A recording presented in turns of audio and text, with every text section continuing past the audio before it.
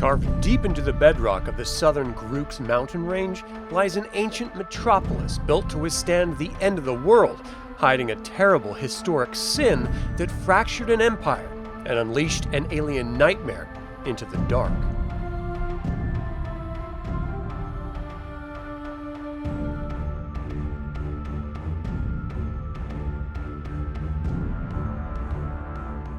Welcome to this continuation of my DireLands system-agnostic dark fantasy campaign setting. My name is Adam, and in this episode, I will be discussing the Undermountain kingdom of Graanzier in DireLands. If you appreciate the development of this campaign setting, or the features of other games on this channel, I'd like to invite you to consider becoming a patron on Patreon. You can even purchase tabletop role-playing games, or get $10 signing up to start playing.games using my affiliate links in the description below.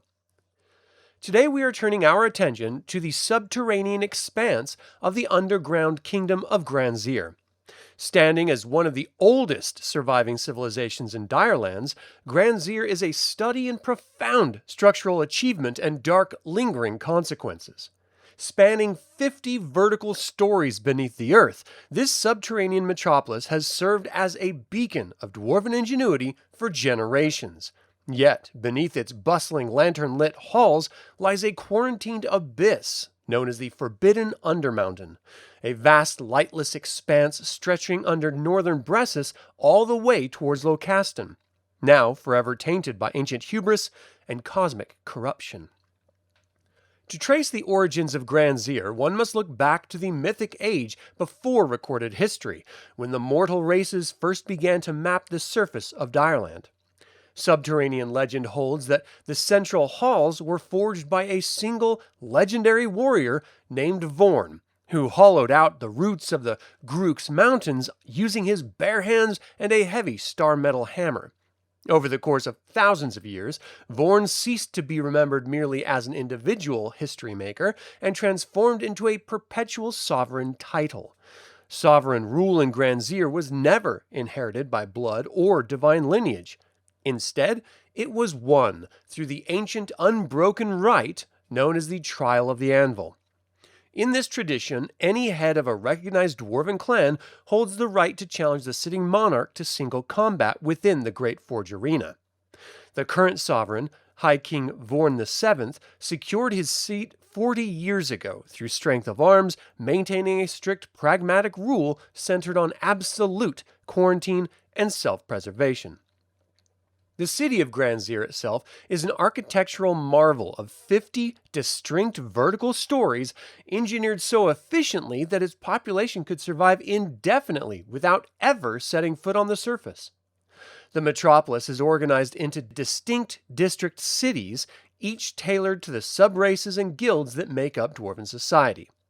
The cooler higher tiers are held by the noble Ruiz dwarves and master stonecutters, while the deep geothermal warmed levels belong to the Zaik dwarves and the reclusive fewer enclaves.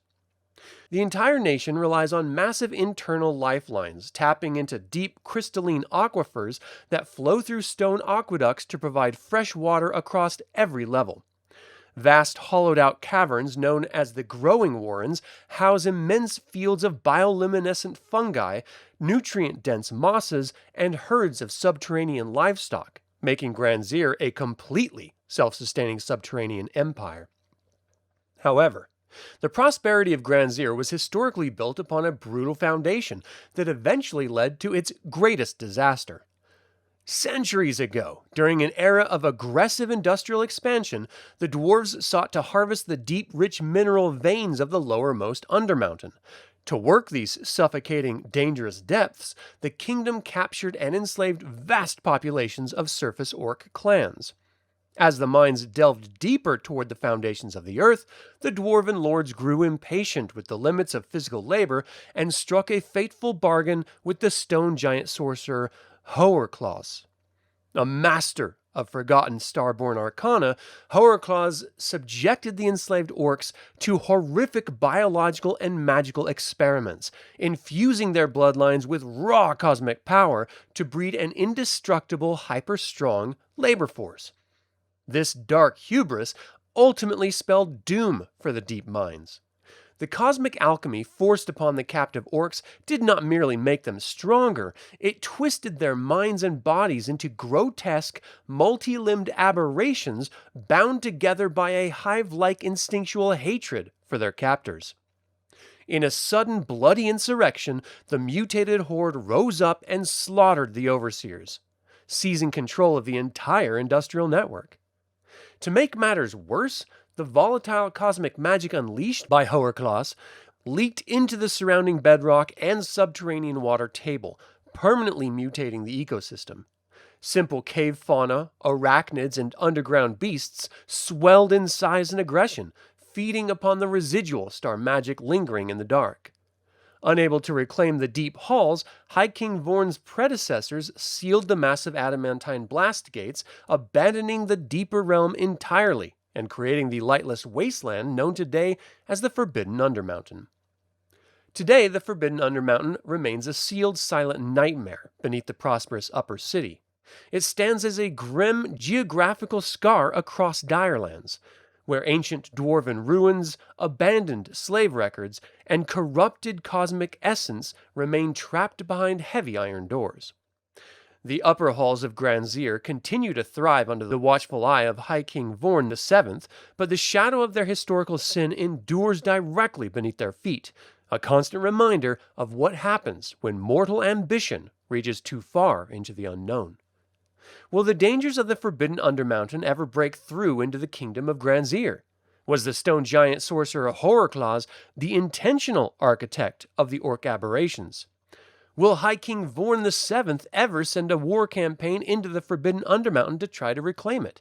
Only your campaign can answer these questions, as the future of these DireLands are in your hands. Thank you for watching today's DireLands Fantasy Campaign Setting episode. Subscribe and ring the bell if you're new to the channel. Don't forget to click the like button and comment to let others learn about this system-agnostic, dark fantasy tabletop role-playing game campaign setting. I would like to invite you to become a patron on Patreon, remind you that you can join my actual plays and get $10 signing up to startplaying.games, and even pick up other tabletop role-playing games using my affiliate link in the description below. Thank you to creator patron Aaron Hardy and D. Robert Handy, producer patron David Galindo, and developer patrons Chris Androu and Sam Ruiz. And as always, remember, that evil spelled backwards is live. So get out there and be evil.